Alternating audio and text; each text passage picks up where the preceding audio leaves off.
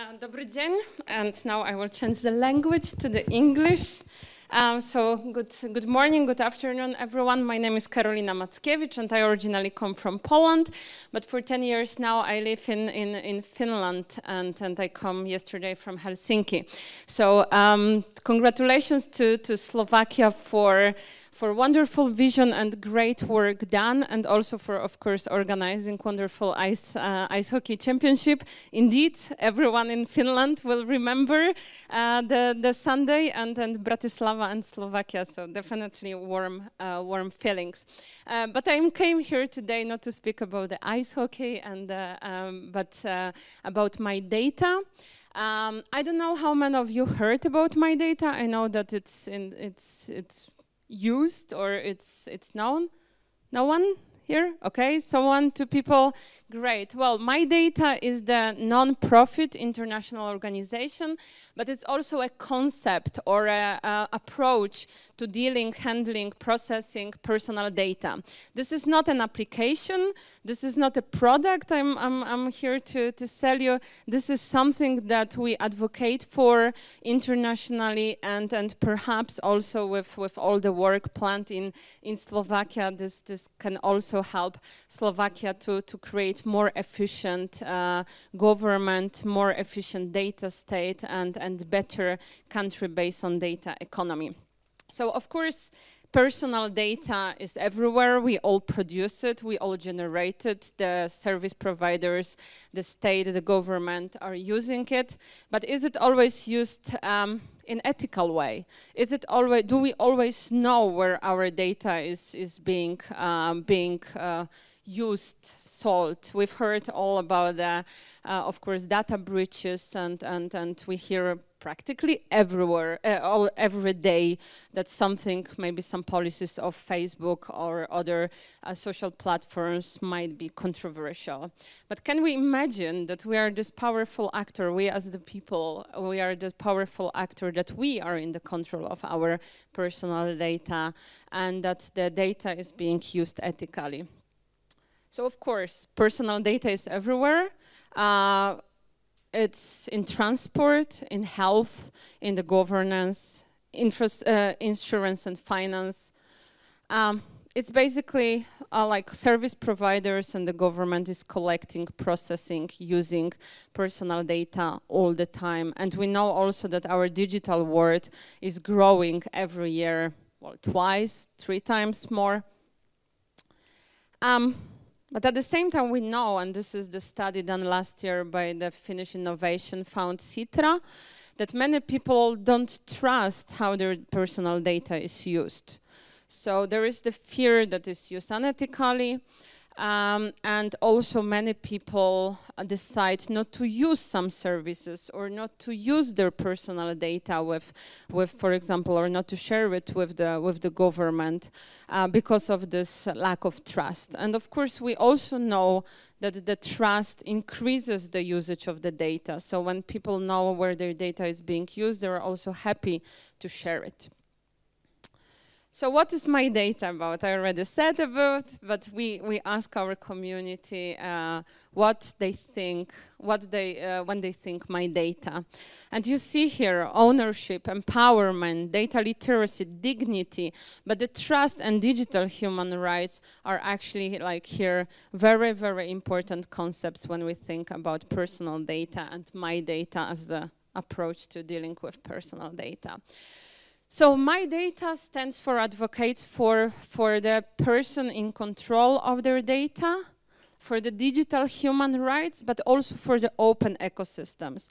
Of course, we are lucky enough to have the GDPR in Europe, and of course GDPR gives us that the rights so that our data is protected, but by many businesses GDPR is seen as a barrier, because they often say, well, we cannot do anything because of GDPR, we cannot do anything with the data.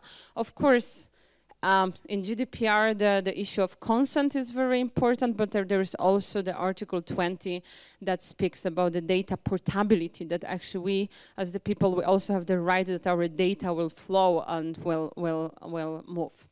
So this is where MyData stands when we speak about the strong data protection. So here is GDPR, but also about lots of data usage. So we advocate for the open data ecosystems, breaking the silos between the different service providers and different sectors. 5 minutes, thank you. So this is another graph that shows where MyData stands when it comes to personal data. So of course, the API ecosystem, fragmented sharing of the data, chaotic, not organized. Then we have the platform model, so the very strong service providers are collecting, using our data, are monopolizing how the data is being used.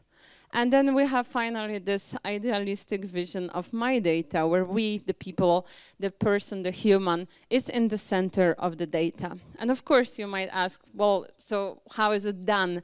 How is it being done? Well, of course, we here need the cooperation between the government, between the business, tech people, legal people, and of course, the society to make it happen. And actually make it happen, make it right is our slogan, is our vision. So again, the same thing, like shown in a bit different way, data source, data using, and then the operator, the person. So we are constantly looking in MyData Global. I will tell you that it's actually a very, very young organization for the user cases and promoting this approach. So when the services, the governmental services or the private commercial services are being built, to put the person in the center and also allow this consent and allow the ethical flow of the data, ethical use of the data. So what are the benefits? I think we can imagine some of them, but of course better when the data is flowing, is being exchanged, is not being blocked, we all can get better services. Perhaps also we can monetize our data. This is a bit of ethical question here, but if we are in the center of our data, we can decide how we want to use it and how it can be assessed. For the businesses, of course, as I said, we know that the customer trust increases the engagement and increases the use of the services, but also the lower critical mass to actually access the data if the data is available and if it's the person that can provide share the data with the trusted service provider. What about the governments? Of course, the development of digital rights, innovation and business growth, this is very important, and the infrastructure that actually facilitates the everyday life and facilitates the smart regulation in practice. And like we said, if the data is flowing, then you don't have the problem to wait 35 days for your permanent residence to be registered, or you don't have the problem to go to the doctor in another city because they will see everything regarding your health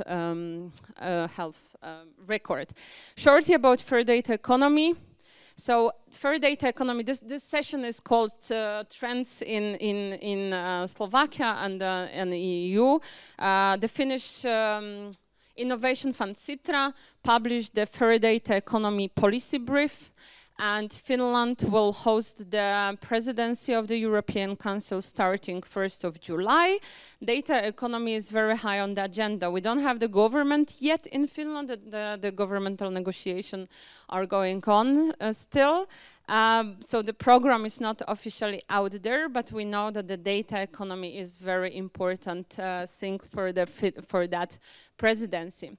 And Finland promotes also this fair data economy, or the data economy, the European way for the data economy. So we believe that the fair data economy is actually the functional economy and also fair for the people. So the economy where, for example, the access to market is fairly easy, but also the data is being respected and the privacy is being respected. People feel the purpose and their work. But of course, there is many of the challenges in the current situation, in the current world. What about the competition? What about the economic centralization? The winner takes it all. I encourage you to Google actually the Fair Data Economy Roadmap. That's the document I'm talking about, and it might be also very useful to to see how the fair data economy is discussed. And shortly, what about the MyData Global? So I spoke now about MyData as a concept, as an approach, but I'm here representing the organization called MyData Global that I said is headquartered in Helsinki, but working in more than 40 countries in the world, having members from 6 continents. So we base our action on the MyData Declaration. And the declaration promotes the 3 shifts from formal to actionable rights. So today we have GDPR, so we have the formal rights, but do we really can we really use them? Do we have the right to the consent, but do we know really what we agree for when we click I agree to the terms of references? From data protection to the data empowerment. So we don't really want to protect people, but empower them that they know they take care for their data themselves, and from close to the open ecosystems. As I said, members from more than 40 countries on 6 continents, 600 members at this moment, but this is growing, and you can check the mydata.org/join, and also can join us to this on this road for human-centric approach to personal data. We also have the organizations as the member, for example, Finnish Ministry of Transport and Communications is the member, so I also encourage the Slovak government to join. And this is the map. Actually, I know that here in Bratislava there were people who are working on MyData and are encouraged to establish the Slovak hub. I should meet them tonight, so and discuss how to do it and how to also boost those activities, MyData activities, here in Slovakia. As I said, we don't have the fight on any. We are not on the war with the big service providers or with social media platforms. We want to engage in the cross-sectoral and multi-layered dialogue. Had 3 international big conferences to this date, and the next one is coming to Helsinki in 25th to 27th. So we're all more than welcome to join us, to discuss and to also promote different examples, like the Slovak example, like what you are doing here, and to learn and create actually this vision for MyData in the future. Thank you very much for your attention. Thank you.